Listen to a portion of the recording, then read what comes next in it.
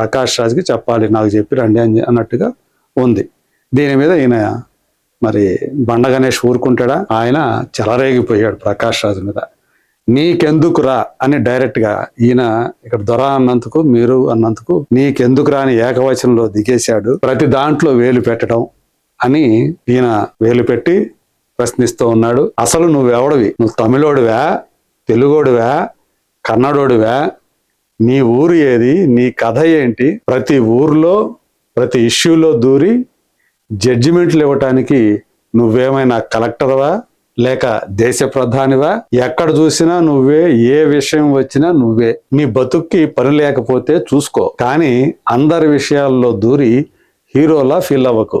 ముందు నీ అడ్రస్ నువ్వు తెలుసుకో, తర్వాత ప్రపంచాన్ని మార్చే ప్రయత్నం చెయ్యి అని గట్టిగా ఇచ్చేసుకున్నాడని చెప్పాలి. అంటే ప్రకాష్ రాజ్ ఈయన పెట్టినందుకు రగిలిపోయాడు అనమాట. నా దేవుడి మీద, ఎందుకంటే చాలాసార్లు చెప్పాడు పవన్ కళ్యాణ్ నా దేవుడు అని చెప్పి బండ గణేష్ ప్రతి సందర్భంలో చెప్తూ ఉంటారు. నేను వీరభక్తుడిని అని చెప్పి తనే స్వయంగా ప్రకటించుకున్నటువంటి బండ్ల గణేష్ ప్రకాష్ రాజ్ని నిజంగానే మరి ఈయన తెలంగాణ వాడా? ప్రకాష్ రాజ్కి ఏం సంబంధం తెలంగాణతో? పోని తెలుగోడా?